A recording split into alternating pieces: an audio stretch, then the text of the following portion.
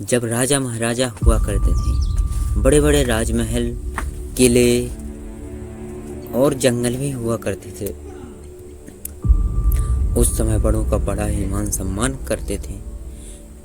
वहीं धर्मों के कारण ऋषि मुनियों साधु संतों में बहुत शक्ति हुआ करती थी। वह कठिन परिश्रम करके इस शक्ति को हासिल करते थे। उस समय एक जंगल में एक साधु बहुत कड़ी मेहनत तपस्या कर रहा था और अपनी शक्तियों को जागृत करने के लिए वह कठोर तपस्या कर रहा था। वहीं से एक राजा गुजर रहा था।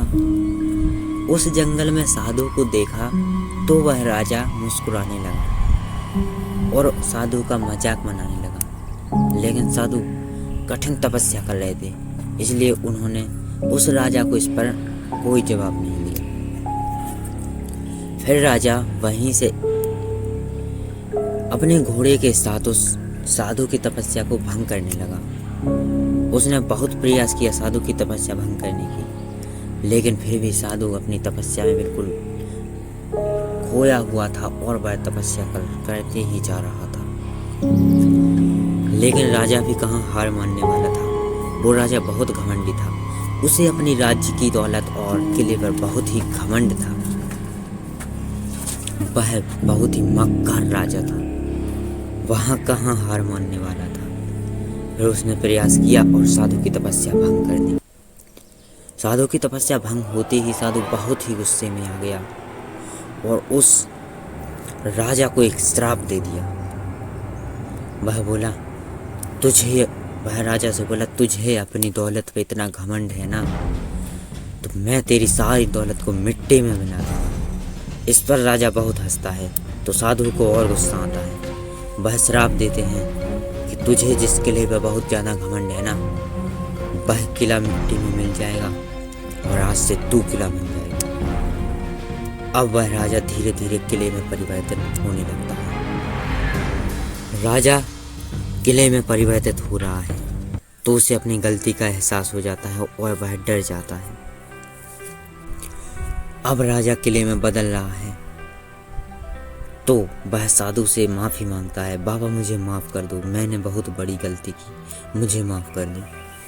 लेकिन साधु के मुंह से हुई श्राप कभी वापस नहीं जाती, ऐसा साधु ने बोला।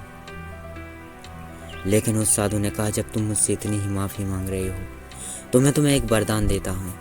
राजा ध्यान से सुनने लगा और साधु ने उसे वरदान दिया कि जब कोई एक समय आएगा जब मनुष्यों में एकता नहीं रहेगी, उस युग में कोई सच्चा संत या कोई सच्चा इंसान तुम्हारे अंदर वास करेगा। जो किला तुम बन रहे हो उसमें वह निवास करेगा, तभी तुम मुक्त हो पाओगे। लेकिन अभी मैं तुम्हारी कोई सहायता नहीं कर सकता। इतना कहकर वह साधु बहुत दूर चला जाता है वहाँ से और अपनी तपस्या को करने लगता है। अब राजा को उस समय का इंतजार था जब ऐसा युग आए। वह इंतजार करता रहा और कई वर्ष बीत गए, कई युग बीत गए। अब कई युग बीत जाते हैं, उसके बाद वह युग आ जाता है जिसका उस राजा को बहुत इंतजार था और उस युग का नाम है कलयुग। जब सारे इंसानों में फूट हो जाती है, हर एक इंसान दूसरे इंसान का दुश्मन बन जाता है। अपनी खुशी बर्दाश्त नहीं, अपनी खुद खुश हो या ना हो लेकिन दूसरों की खुशी बर्दाश्त नहीं होती है।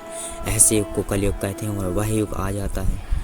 अब राजा को इंतजार था ऐसे इंसान का जो कि उस किले में रहने और राजा मुक्त हो सके। तो क्या राजा मुक्त हो पाएगा? क्या राजा मुक्त नहीं हो पाएगा? आखिर ऐसा सच्चा संत है कौन जो कलयुग में ऐसा सच्चा इंसान उस किले में रहने जाएगा? इन सब सवालों के जवाब अगले पार्ट में आने वाले हैं, इसलिए टू बी कंटिन्यू।